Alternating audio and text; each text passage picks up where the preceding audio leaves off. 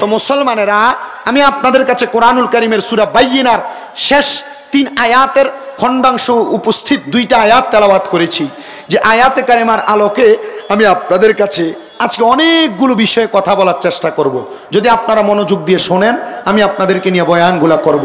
আল্লাহ তাআলা আমাদেরকে বলার শোনার তৌফিক দিয়েছে এবং দুনিয়ার ব্যতিব্যস্ততা থেকে দূরে রেখে আল্লাহ জান্নাতের বাগানে আসার বসার তৌফিক দিয়েছে। সবাই পড়ি আলহামদুলিল্লাহ, মুহাব্বতের আওয়াজে পড়ি আলহামদুলিল্লাহ।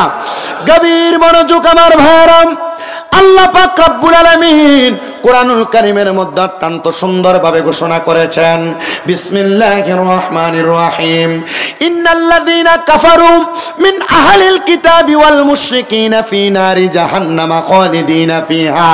আমার আল্লাহ তাআলা ঘোষণা করে, ও জগতের বান্দার দলেরা, নিশ্চয় যারা কুফরি করেছে এবং যারা আহলে কিতাব এবং যারা শিরিক করেছে মুশরিক, আমি আল্লাহ ঘোষণা করলাম তাদের ঠিকানা হলো জাহান্নাম। ও আল্লাহ, তারা জাহান্নামের মধ্যে কতদিন থাকবে আপনার কাছে জানতে চাই। আমার আল্লাহ পাক রব্বুল আলামিন জানিয়ে দেয়, বান্দা খালিদিনা ফিহা, তারা জাহান্নামের মধ্যে চিরস্থায়ী বাসিন্দা হয়ে থাকবে। এই আয়াতে কারিমার মধ্যে আমার আল্লাহ তাআলা 3 শ্রেণীর মানুষের কথা বলেছেন। এক শ্রেণীর মানুষ হলো যারা কুফরি করে। আমি যদি আপনাদেরকে শুধু কুফরির কথাটা আপনাদের কাছে ভঙ্গানুবাদ করতে যাই, তাহলে তাফসিরে জালালাইন শরীফের আলোকে আমি আপনাদেরকে বলার চেষ্টা করি। কুফরি হইল আল্লাহ তাআলার কোরআন, রাসূলের পাকের হাদিস, যা কিছু দুনিয়ার জমিনের মধ্যে মুসলমানের পথ প্রদর্শনের জন্য নাযিল করা হয়েছে, যেই কথাগুলো আদেশ করা হয়েছে, ওই আদেশকে অমান্য করে কেউ যদি এগুলাকে অস্বীকার করে, এটা কুফরি। আর যা নিষেধ করা হয়েছে, নিষেধগুলাকে অমান্য করে কেউ যদি নিষেধকৃত কাজগুলাকে আদায় করে, এগুলা হলো কুফরি কাজ। এবার আসেন এমন কয়েকটা কুফরির সংজ্ঞা আমি আপনাদেরকে দিয়ে যাই। বর্তমান সমাজের মধ্যে বেশিরভাগ মানুষ মুসলমান দাবি করে কিন্তু নামাজ পড়ে না, এমন আছে না নাই? মুসলমান দাবি করে কিন্তু নামাজ আদায় করে না। ও মুসলমান, একটা বার চিন্তা করে দেখেন, কিন্তু নামাজ আদায় না করলে সে কাফের হবে না, কিন্তু নামাজ যদি সে অস্বীকার করে সে কাফের হয়ে যাবে। ও মুসলমান, নামাজকে অস্বীকার করে না এমন কোন ব্যক্তি বর্তমান সমাজের মধ্যে পাওয়া যাবে না, কিন্তু নামাজটাকে স্বীকার করে কিন্তু নামাজটা আদায় করতে চায় না। একটু মনোযোগ দিবেন। 2 নাম্বার, আল্লাহ তাআলা আমাদের জন্য সাওমকে ফরজ করে দিয়েছেন। অনেক প্রাপ্তবয়স্ক বৃদ্ধ বাবারা, যুবকেরা, এরা রমজান মাসে রোজা রাখে না, কিন্তু এরা রোজাকে অস্বীকারও করে না। কিন্তু সে ব্যক্তি জানে রোজা না রাখলে এটা কবিরা গুনাহ হবে, রোজা না রাখলে গুনাহ হবে, কিন্তু সেই ব্যক্তি তবুও রোজাটা রাখতেছে না। কারণ কি? তাকে যদি প্রশ্ন করা হয়, সে জবাব দিবে, হুজুর আমি রাখতে পারি না আমার শরীরের অসুস্থতার কারণে। মুসলমান, তুমি যদি এটা না করলে গুনাহ হবে, জানো তুমি এই কাজটা না করো, তাহলে এটার কারণে তুমি দুজকে যাইবা, কারণ তুমি কুফরি করেছো। 3 নাম্বার, আমাদের সমাজের মধ্যে এমন অনেক মানুষ দেখা যায় সুন্দরভাবে চলাফেরা করে, সুদ খায়, ঘুষ খায়, পরের হক মাইরা মাইরা খায়। এবার আপনারা বলে এই চারপাড়া এলাকার আশেপাশে সুদখোর আছে না নাই? কথা বলেন, আছে না নাই? তারা সুদও খায়, সমাজের মধ্যে নেতাগিরি দেখায়। কেমন নেতাগিরি? সুদ খাইতে খাইতে নিজের পেটটাকে বড় বানাইছে, কিন্তু লোকটা হারামখোর, তবুও সমাজের মধ্যে মানুষের উপর দিয়ে কথা বলার চেষ্টা করে। সে জানে সুদ খাওয়া হারাম, সে জানে ঘুষ খাওয়া হারাম, সে জানে পরের হক খাওয়া হারাম, কিন্তু আমাদের সমাজের অনেক মানুষ এদেরকে ধরে নিয়ে মসজিদ কমিটির সভাপতি বানায়, এদেরকে ধরে নিয়ে মসজিদ কমিটির সেক্রেটারি বানায়, এদেরকে ধরে নিয়ে এলাকার সর্দার মাতাব্বরির দায়িত্ব দেয়। মনে রাখবেন, কেউ যদি গুনাহকে গুনাহ চাই না, গুনার কাজের মধ্যে সহযোগিতা করে, তাহলে গুনাহগার গুনাহ কইরা যে গুনার ভাগীদার হবে, তাহলে গুনাহ না কইরা তাকে গুনার কাজে সহযোগিতা করার কারণে সমান অপরাধী হয়ে যাবে। এই জন্য সাবধান, এ হারামকে হারাম যাই না, তবুও যারা হারাম কাজ করে তারা জাহান্নামী, তারা কুফরি করে, তারা কুফরি করে, কুফরি করে। এমন কুফরি কর্মকাণ্ডের সাথে লিপ্ত হবেন না। আবার অনেক মানুষকে দেখা যায় তাবিজের মাধ্যমে সেই ব্যক্তি কুফরি করে, এমন ভাবে একটা মানুষকে বান দিয়ে মেরে ফেলার চেষ্টা করে। মুসলমান, মনে রাখবেন এগুলো কুফরি, এগুলা করতে যাবেন না। এগুলা করতে গেলে দেখবেন আপনার ঈমান আকীদা নষ্ট হয়ে যাওয়ার, বিনষ্ট হয়ে যাবে। আসেন বাবারা, 5 নাম্বার কুফরির কথা আমি আপনাদেরকে বলে দেই। বর্তমান সমাজের মধ্যে মানুষ চলাফেরা করতেছে, চলাফেরা করতে করতে বন্ধু বান্ধবের সাথে, ভাই ভাইয়ের সাথে, মায়ের সাথে সন্তান, বাবার সাথে সন্তান অহরহর মিথ্যা কথা বলতেছে, মিথ্যা কথা বলতেছে। এই মিথ্যা কথা একবারের পর আরেকবার, আরেকবারের পর আরেকবার মিথ্যা কথা বলা হইল কুফরি। কারণ সে জানে সে মিথ্যা কথা বলতেছে, গুনার কাজ করতেছে, তবু এই কুফরিটা করার কারণে এই আল্লাহর বান্দা দুজকের সীমানা অতিক্রম করবে। মুসলমান ইমানদারেরা গভীর মনোযোগ দিবেন। আরেকটা কুফরি হইল চুরি করা। আমাদের সমাজে চোর আছে, অনেকে ভদ্র চোর, অনেকে অভদ্র চোর। অনেক চোরেরা পেটের ক্ষুধার দায়ে চুরি করে, আবার অনেক চোরেরা সংসারের শান্তির জন্য চুরি করে, সংসারে টাকা বাড়ানোর জন্য চুরি করে। বলে হুজুর কারণ কি জানতে চাই? এই ব্যক্তি চুরি করার কারণ হইল তার স্ত্রীর চাহিদা বেশি থাকার কারণে তার বেতন হইতে পারে 20,000 টাকা, সে নিচে নিচে দালালি কইরা আরো 2-5 হাজার টাকা বেশি কামাই করে। এটা হলো সংসারের শান্তির জন্য চুরি করা। মুসলমান ইমানদারেরা গভীর মনোযোগ দিয়ে শুনবে, এ চুরি করা হইল কুফরি। আরেকটা কুফরি যেটা হলো 8 নাম্বার, আমাদের সমাজের মধ্যে নেশাখোর আছে না? আপনাদের কি কষ্ট হচ্ছে? কথা কি বুঝতেছেন আপনারা? তবে ভালো হইতো মনে হয় সাইডটা যদি মেরে ফেলতে পারতো, মানুষ আর ঠান্ডা লাগতো না গায়ের মধ্যে। যতটুকু আপনারা বসেছেন, আর বাঁশি যে পেপেপো করতেছে ওইখান থেকে বাঁশিটা সে আওয়াজ দেওয়া যাবে না, কোনো বাঁশির আওয়াজ দেওয়া যাবে না সেখান থেকে। গভীর মনোযোগ দিবেন। সমাজের মধ্যে নেশাখোর, ইয়াবা বলেন, ফেন্সিডিল বলেন, গাঞ্জা বলেন, এমন অনেক নেশার সাথে সম্পৃক্ত অনেকে আছে যারা নেশা করে বেড়ায়। এই নেশা করা হলো আরেক রকমের কুফরি। বলে হুজুর কেন কুফরি? এই কুফরিটার মূল কারণ হইল বান্দা জানে নেশা করার কারণে সে যখন নেশাগ্রস্ত হয়ে যায় তখন তার ঈমান চলে যায়। এই নেশা করার কারণে বান্দা কুফরির সাথে শামিল হয়ে যায়। এবার আসেন আমি আপনাদেরকে 3 প্রকার ব্যক্তিত্বের কথা জানিয়ে দেওয়ার চেষ্টা করি। আল্লাহর নবী বলে 3 প্রকার ব্যক্তি 3টা কাজ করার সময় তার ঈমান থাকে না।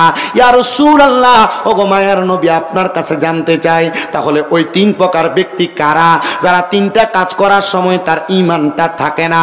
নবী রাহমাতুল লিল আলামিন নবী আমার বলেন 1 নাম্বার ব্যক্তি হলো ওই ব্যক্তি যে ব্যক্তি জিনা ব্যভিচার করে, মানে ঘরের মধ্যে বউ আছে তবুও বাহিরে পরকীয়া সম্পর্কের সাথে লিপ্ত, নিজের স্ত্রীকে রাইখা অন্য কোন নারীর সঙ্গে অবৈধ সম্পর্ক করে। অথবা এমন কোন পুরুষ মানুষ সেই ব্যক্তি চাইলেই জিনা ব্যভিচার না করতে পারে, তবুও সে অন্য কোন মেয়ের সাথে অবৈধভাবে সম্পর্ক করে। নবী আমার কয় জিনাখোর যখন জিনা করে, ব্যভিচারকারী যখন ব্যভিচার করে, ওই জিনা করার সময় তার ঈমানটা থাকে না। নবীজি কেন গো, কেন ঈমানটা থাকে না আপনি কি বলবেননি? নবী আমার বলে কারণ সে এমন কর্ম করতেছে যে কাজটা করা হারাম সে জানে, এই কাজটা করা গুনাহ সে জানে। এজন্য আমার আল্লাহ তাআলার 2 জন ফেরেশতা তার কাছ থেকে ঈমানটা ছিনিয়ে নিয়ে যায়, তখন তার ওই সময় আর ঈমান থাকে না। মুসলমান 2 নাম্বার ওই ব্যক্তির ঈমান থাকে না যেই ব্যক্তি নেশা করে। নেশা করার সময় ঈমানটা থাকে না। বলেন এটা মদ পান করা, বলেন এটা গাঁজা সেবন করা, বলেন এটা ফেন্সিডিল সেবন করা, মানে নেশা করার এমন কোন বস্তু। আর বর্তমান বাংলাদেশে নেশার প্রাথমিক দিক হলো সিগারেট খাওয়া। বলে হুজুর কেমনে? ও মুসলমান, তুমি একদিন সিগারেট খাইতেছ, 2 দিন সিগারেট খাইতেছ, দেখবা চলাচলের মাঝে একদিন ডিপ্রেশনে পড়া অন্য কোন নেশা তুমি করবা। না না না, আমি আপনাদের সবার কদমের মধ্যে ধরে বলি, যদি সিগারেটও সেবন করে থাকেন এই সিগারেটের মতো বিশ্রীখানাটা আপনি পরিত্যাগ করেন। এটার কারণ হইল এটা যখন আপনি খানা শুরু করে দেন আস্তে আস্তে আপনার মাঝে অন্যান্য নেশা করার মতো একটা উদ্বেগ জাগবে। কিন্তু আমি আমার অবজারভেশন করে অনেক সিগারেট খোরদেরকে জিজ্ঞাসা করলাম, তুমি যে সিগারেট খাও তোমার লাভটা কি?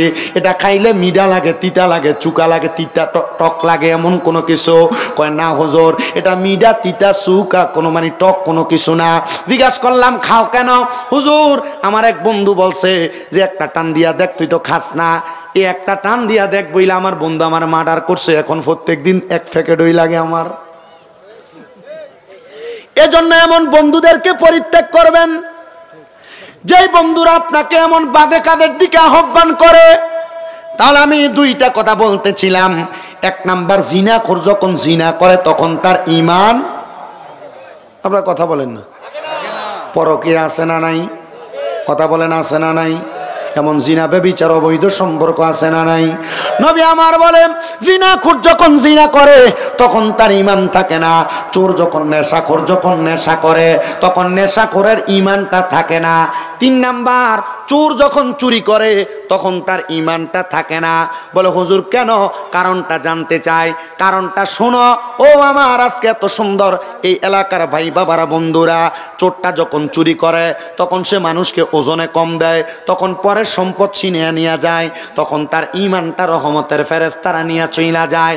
ও মুসলমান, কাউকে ওজনে কম দিতে সাবধান, তখন তোমার ঈমান চলে যাবে।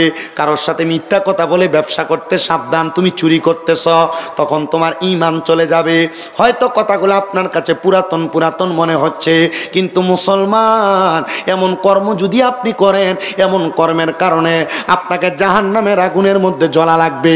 তাহলে এই 3 প্রকার ব্যক্তির ঈমান থাকে না, এটা আমরা বুঝতে পারলাম। সাহাবায়ে কেরাম বলেন ইয়া রাসূলুল্লাহ, ওই ব্যক্তিগুলা কি কুফরি করে? নবী আমার বলে হ্যাঁ কুফরি করে। নবীজি কুফরি করার কারণে লোকগুলার পরিচয় কি?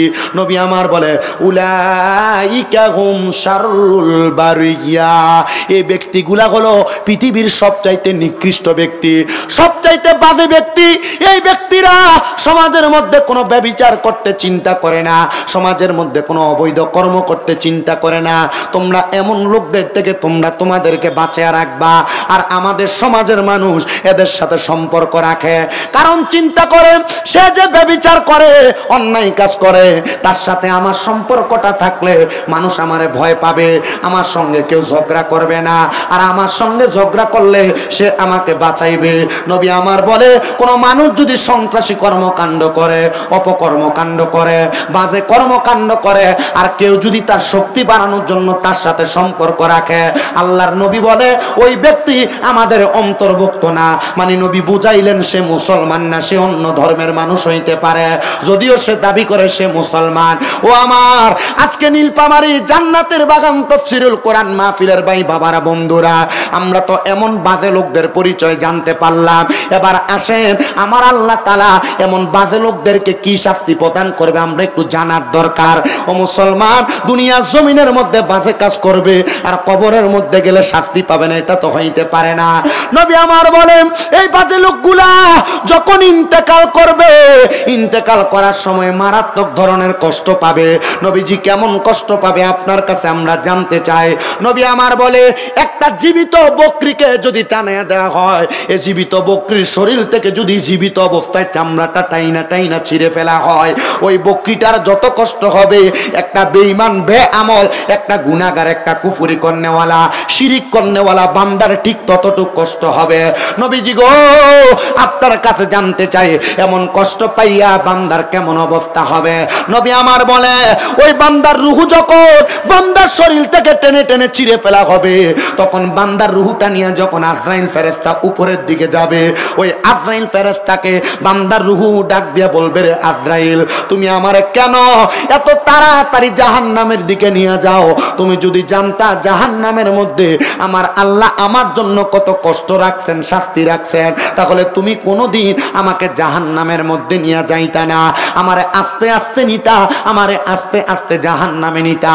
মুসলমান গুনাহ করতে সাবধান, পারলে দেন আপনার পাও আমার সামনে দেন, আমি আমার জিহ্বা দিয়ে আপনার পাও পরিষ্কার করে দিব, তবুও কোনোদিন গুনার দিকে কদম বাড়াইবেন না, তবুও কোনোদিন বেআমল বেখাসিয়ত মানুষের সাথে আপনি আপনার সম্পর্ক রাখবেন না। বলে কেন কেন কেন? মনে রাখবেন আল্লামা রুমি মুসনবী রুমির মধ্যে বলেছেন সোহবতে সালে তোরা সালে কোনাত, সোহবতে তালে তোরা তালে কোনাত। ভালো মানুষের সাথে থাকবা তুমি ভালো হইতে পারবা, বাজে মানুষের সাথে থাকলে বাজে হয়ে যাইবা। দেখবেন কোন মানুষ যদি আতরের দোকানদারের সাথে সম্পর্ক রাখে, কোলাকুলি করে, তার শরীরের মধ্য থেকে আতরের সুগন্ধ মিশ্রিত হয়। কোন মানুষ যদি কোনো বাজে সিগারেট খানেওয়ালা ব্যক্তির সাথে কোলাকুলি করে, তাহলে তার শরীর থেকে এমন দুর্গন্ধ সিগারেটের ঘ্রাণ আসে। এজন্য আপনাদের সবার কাছে আমি একটা কথা আবদার করব, গুনাহ করতে সাবধান, নচেত এমন কষ্ট পেয়ে আপনি মারা যাওয়া লাগবে। গুনাহ করবেন না, গুনাহ করার জন্য কাউকে আগ্রহ দিবেন না। যদি আপনার গুনাহ করতে মন চায় তখন আপনি তাড়াতাড়ি ওযু করে নেবেন, নামাজে দাঁড়ায় যাবেন। গুনাহ করতে মন চাইলে জনগণের মাঝখানে চলে যাবেন, দেখবেন আর আপনার গুনাহ করতে মন চায় না। পর্দার অন্তরালে আমার অনেক মা বোনেরা শুনতেছে, আমি আপনাদের উদ্দেশ্যে আজকে দুই একটা কথা বলে দিয়ে যাব, আপনারা মনোযোগ দিয়ে শুনবেন। এবার আল্লাহর নবী রহমাতুল্লিল আলামিন নবী আমার বলতেছে উম্মতের দলেরা যখন কোন জাহান্নামী কুফরি করনেওয়ালা ব্যক্তি, বেআমল ব্যক্তি মারা যাবে, হারাম খানেওয়ালা, নেশা করনেওয়ালা, চুরি করনেওয়ালা, বেনামাজি খারাপ লোকগুলা মারা যাবে। মারা যাওয়ার পরে আজরাইল যখন তার রুহুটা উপরের দিকে নিয়ে যাবে, তখন আজরাইল আসমানের দরজার মধ্যে যায় দেখবে ওই আসমানের দরজার মধ্যে দলে দলে ফেরেশতারা দাঁড়িয়ে আছে, আর ওই বান্দার রুহুর দিকে ওই ফেরেশতারা থু থু বলে থুতু নিক্ষেপ করতেছে। নাউজুবিল্লাহ নাই? আর 10 মিনিট পর দেখা যাবে, মনে হয় যে এই জায়গাটা ঢাকনা হয়ে যাবে কুয়াশার কারণে। না,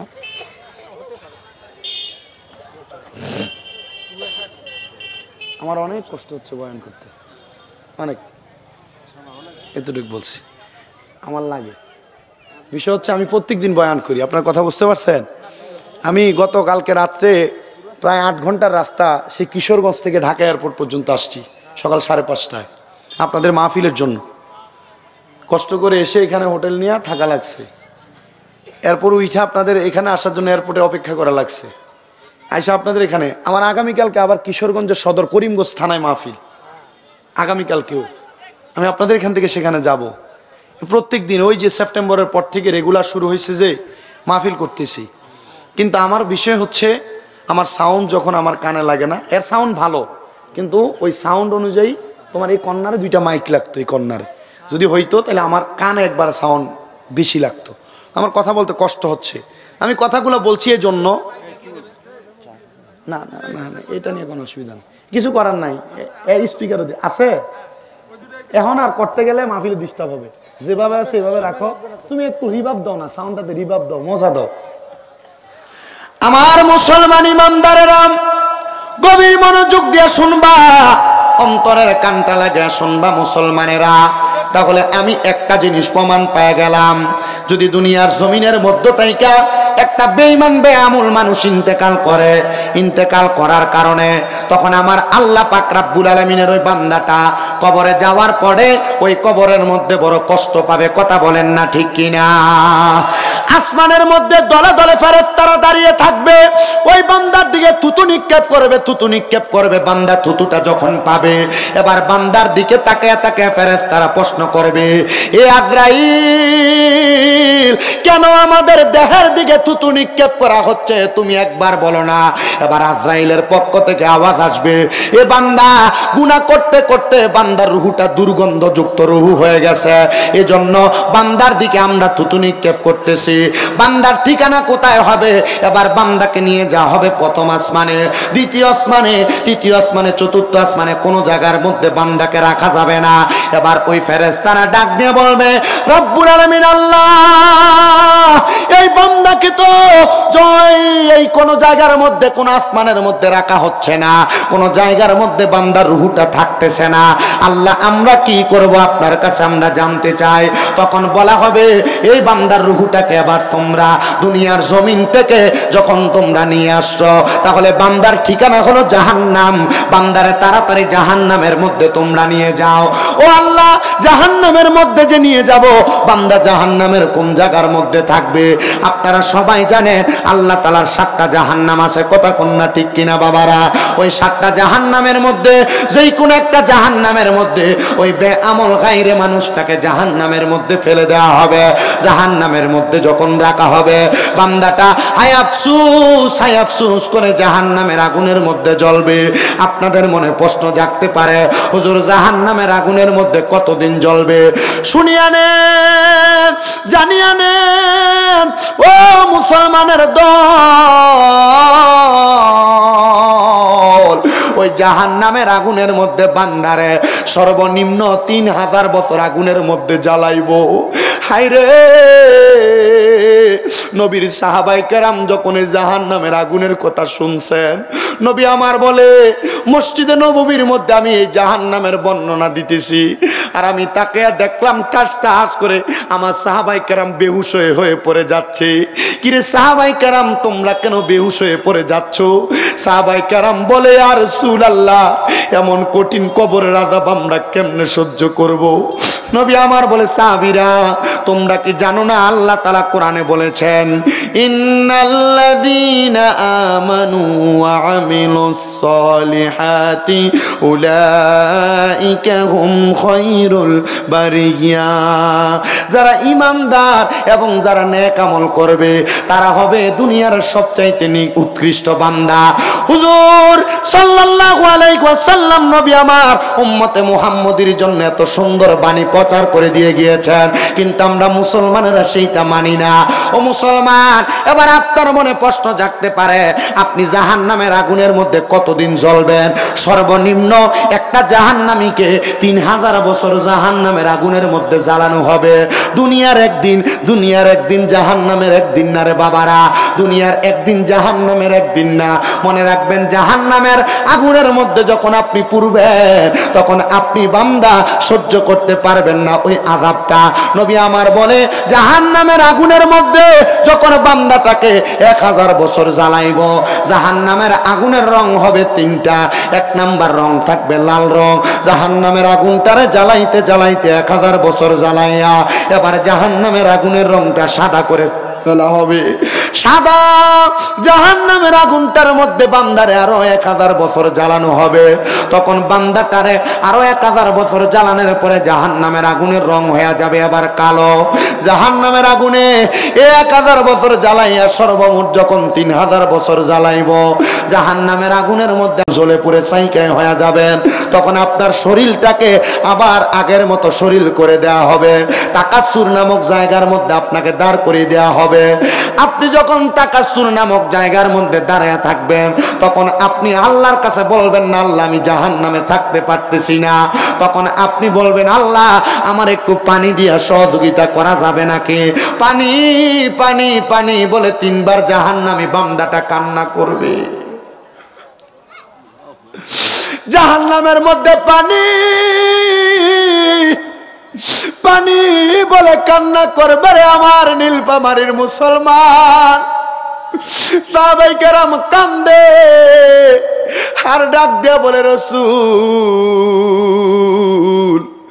ওই জাহান্নামীদেরকে কি জাহান্নামের মধ্যে পানি দিয়ে সহযোগিতা করা হবে না? নবী আমার বলে হ্যাঁ, অন্যান্য পানির মতো পানি দেওয়া হবে না। হে নীলফামারীর মানুষ, হে চারপাড়ার মানুষ, এই যে পানির বোতলটা আমার হাতে দেখতেছেন, এই পানিটার রংটা সাদা।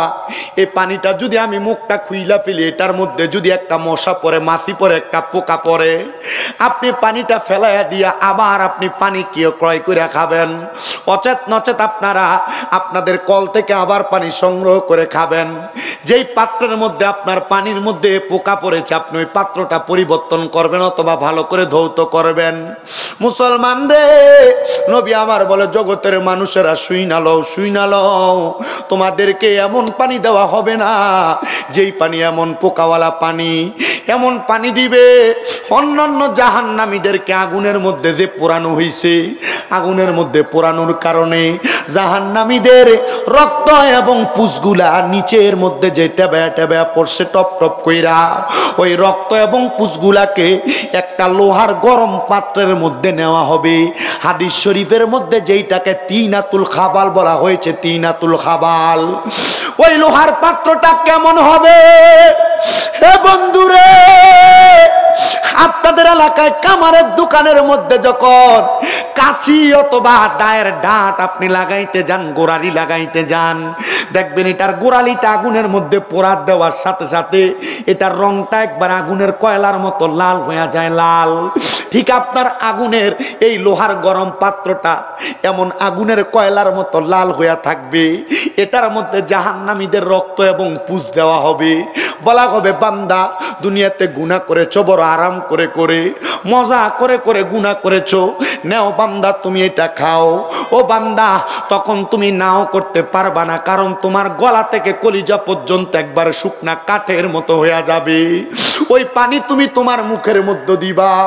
রসুল বলতেছেন আমি নবী যখন জাহান্নামের দিকে নজর করেছি, ওই মেরাজের রজনীতে যাওয়ার পরে ওই পানিটা মুখের মধ্যে যখন বান্দা নিবে, বান্দার জিহ্বাটা পর্যন্ত বান্দার পেটের নাড়ি বুড়িগুলা সিদ্ধ হইয়া বান্দার পায়খানার রাস্তা দিয়ে নিচের দিকে পড়তে থাকবে।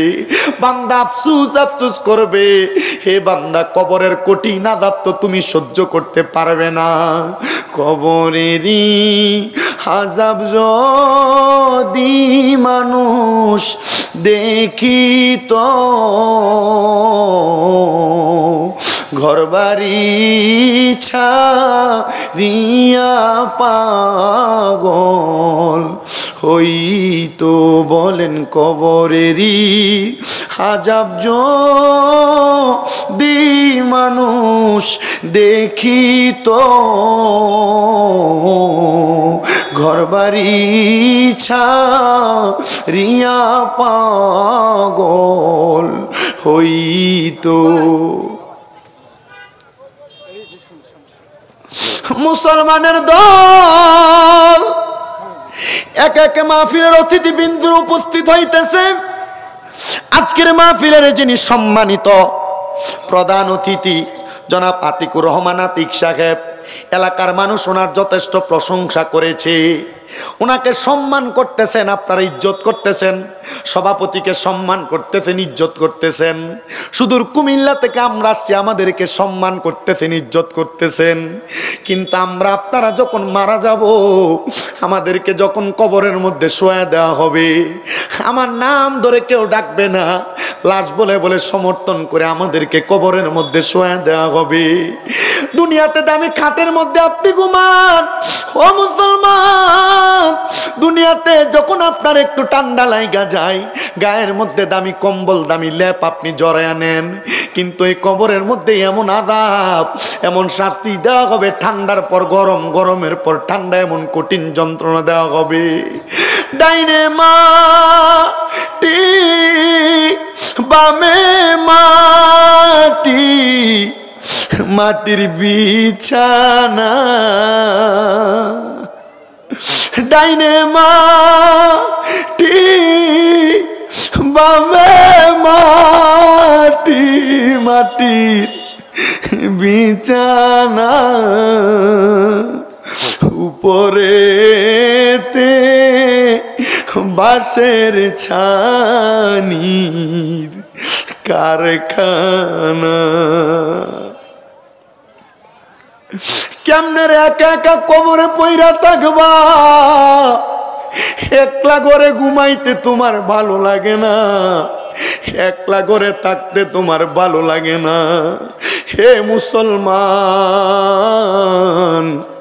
এই কবরের কঠিন যন্ত্রণা, কবরের কঠিন আযাবের কথা শুই না নবীর সাহাবায়ে কেরাম আমার নবীজিকে বলে, ইয়া রাসূলুল্লাহ, ওগো মায়ার নবী, দয়ার নবী, রাহমাতুল লিল আলামিন নবীজি, আমরা তেমন কবরের কঠিন আযাব সহ্য করতে পারবো না, আপনি কোন কবরের আযাবের কথা বলেন?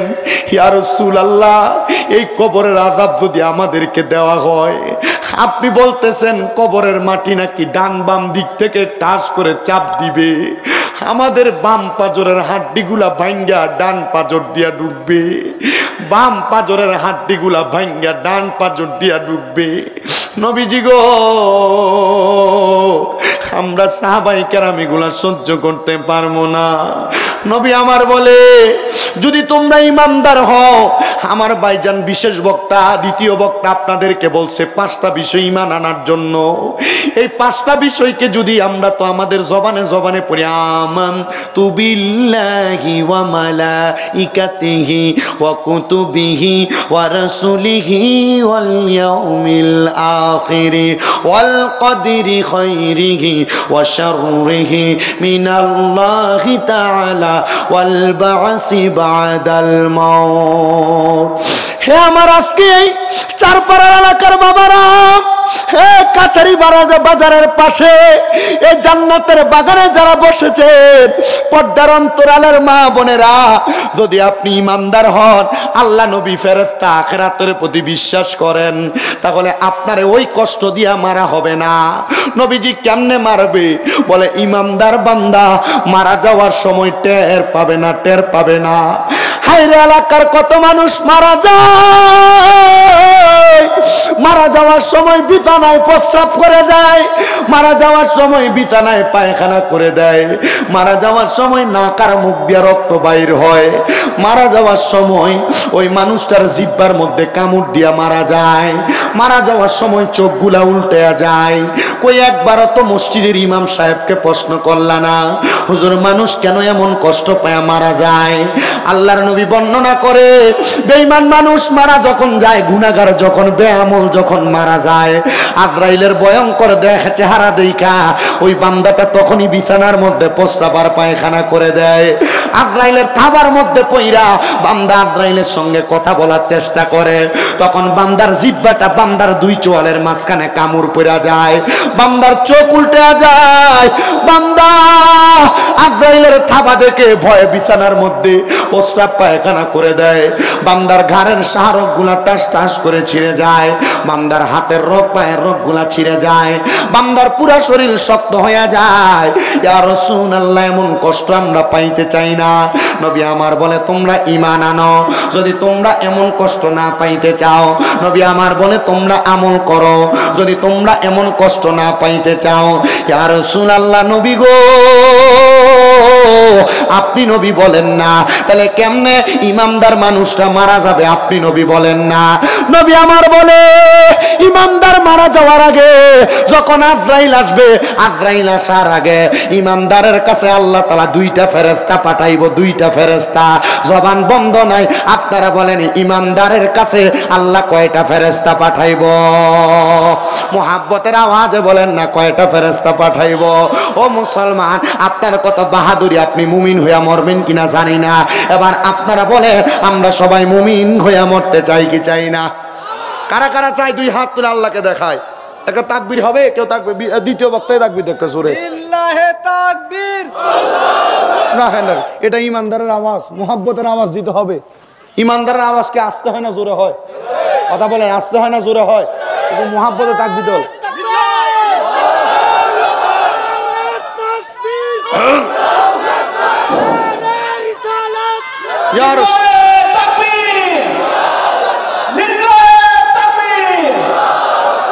ওরে চোখেরই পলকে তুমি হতে পারো লাশ, চিরতরে বন্ধ হবে তোমারই নিঃশ্বাস, হবে এলান তোমারই নাম মসজিদের মাইকে, হবে এলান তোমারই নাম মসজিদের মাইকে। বাড়িওয়ালা নাই রে বাড়ি, নাই রে দুনিয়াতে, বাড়িওয়ালা নাই রে বাড়ি, নাই রে দুনিয়াতে। তোমার ভয়ে থাকতো মানুষ ছিল বাহাদুরি, ভাবনি হাওয়ায় উড়া তুমি যে রঙিনী ঘুড়ি। তোমার ভয়ে থাকতো মানুষ ছিল বাহাদুরি, ভাবনি হাওয়ায় উড়া তুমি যে রঙিনী ঘুড়ি। সুতোয় টানে দিলে মালিক, সুতোয় টানে দিলে মালিক পারবে না তাকিতে। বাড়িওয়ালা নাই রে বাড়ি ইয়াতে, বাড়িওয়ালা নাই রে বাড়ি, নাই রে দুনিয়াতে। বাড়ি গাড়ি মেল ফ্যাক্টরি টাকার পাহাড়, বিলাসিতায় কেটেছে জনম কতই অহংকার। দামি কাপড় ছেড়ে হবে, দামি কাপড় ছেড়ে হবে সাদা কাফনে পরিতে। বাড়িওয়ালা নাই রে বাড়ি, নাই রে দুনিয়াতে, বাড়িওয়ালা নাই রে বাড়ি, নাই রে দুনিয়াতে। বাড়িওয়ালা নাই রে বাড়ি, নাই রে দুনিয়াতে। ও মুসলমান, তাকে দেখো তোমার এলাকার কত সম্পদওয়ালারা কবরে, তাকে দেখো তোমার এলাকার কত বিল্ডিং ওয়ালারা কবরে, তাকে দেখো তোমার এলাকার কত রিকশার ড্রাইভার কৃষকেরা কবরে। সাহাবায়ে কেরাম বলে, নবী সম্পদ থাকলেই কি জান্নাতে যাবে? টাকা থাকলে কি জান্নাতে যাবে? নবীজির উত্তর হলো না। কেউ যদি ঈমানের দৌলতে ধনী না হয়, তাহলে সেই ব্যক্তি কোনোদিন জান্নাত জান্নাতে যাইতে পারবে না। ও নবী গো, ইমানের দৌলতে ধনী যদি হইতে পারে তাহলে আজরাইল কেমনে তার রূহটা কবজ করবে? নবী আমার বলে, আজরাইল তার সামনে আসার আগে দুইটা রহমতের ফেরেশতা তার সামনে আসবে। একজন ফেরেশতার হাতের মধ্যে জান্নাতি আপেল থাকবে, জান্নাতি আপেল। আরেকজন ফেরেশতার হাতের মধ্যে জান্নাতি মেশক আম্বরের আতর থাকবে। মেশক আম্বরের আতরওয়ালা ফেরেশতাটা ওই বান্দাটার নাকের আগার মধ্যে আইসা বসবে, নাকের একবারে ডগার মধ্যে। আর জান্নাতি আপেলওয়ালা ফেরেশতাটা একটা মুমিন বান্দার মাথার কাছে আইসা বসবে। এমন ভাবে মাথার মধ্যে হাত বুলাইয়া দিবে গো, ছোট একটা বাচ্চা কান্না করলে মা যেমন হাত বুলিয়ে দিলে বাচ্চাটা ঘুমায়া যায়, ইমানদার বান্দা ঠিক তেমন ভাবে ঘুমায়া যাবে। ইমানদার বান্দা যখন ঘুমায়া যাবে, আজরাইল ইমানদার বান্দার বুকের মধ্যে হাত দিবে। ওই আক্রমণ যখন আজরাইল চালাবে, কিন্তু আজরাইল ইমানদারের বুক দিয়ে রূহ বাহির করতে পারবে না। জোরে বলেন সুবহানাল্লাহ। আজরাইল রূহ কবজ করতে পারবে না এমন কোন গ্যারান্টি আছে? আজরাইল সবার রূহ কবজ করবে। কি কথা বলেন না কেন? আজরাইল রূহ কবজ করবে সবার না, নাকি শুধু আমার করবে, আপনার করবে না? কথা বলেন, আজরাইল সবার রূহ কবজ করবে কি না? আপনাদের কি কষ্ট হইতেছে? কোনো অসুবিধা হচ্ছে আপনাদের বসতে? যদি ভালো লাগে একটু আমার বলবেন যে হুজুর আমাদের একটু বিরতি দেন, যে আমরা একটু কষ্ট করে গিয়ে যে একটু চা পানি খাই আসি। আমি ভারতে আপনাদের দোয়ায় আমার 64 বার আপনাদের দোয়ায় ভারতে সফর হয়েছে আমার। এই 64 বারের মধ্যে আমি একবার মালদাতে এক মাহফিলে গেলাম, মাঝখান দিয়ে এক সাইডে পুরুষ এক সাইডে মহিলা। আমি অবাক হয়ে গেলাম, কিরে মহিলা কেন মাহফিলের প্যান্ডেল, এরা তো আলাদা বসবে। হুজুর এরা আমাদের এখানে সিস্টেম এটা।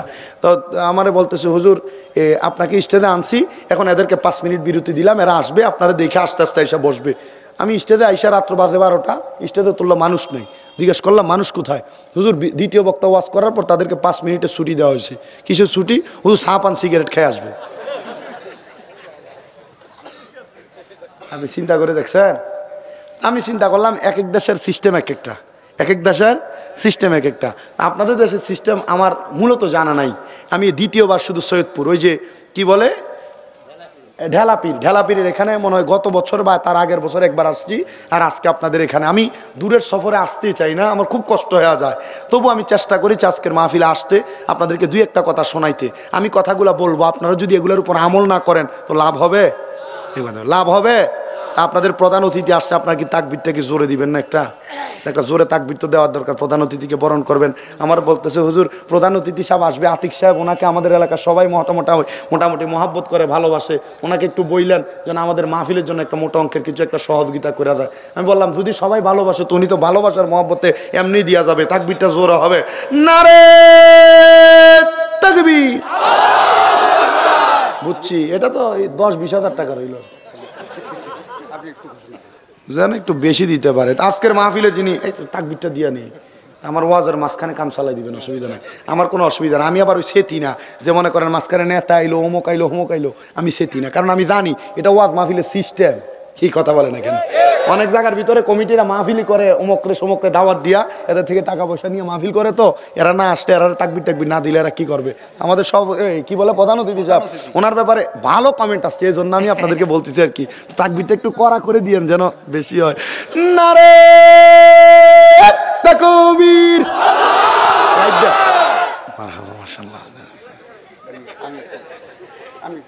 আজকের মাহফিলে যিনি সম্মানিত সভাপতি জহিরুদ্দিন শাহ, উনি আমাদের প্রধান অতিথি জনাব আতিকুর রহমান আতিক সাহেবকে ফুল দিয়ে বরণ করে নেবেন।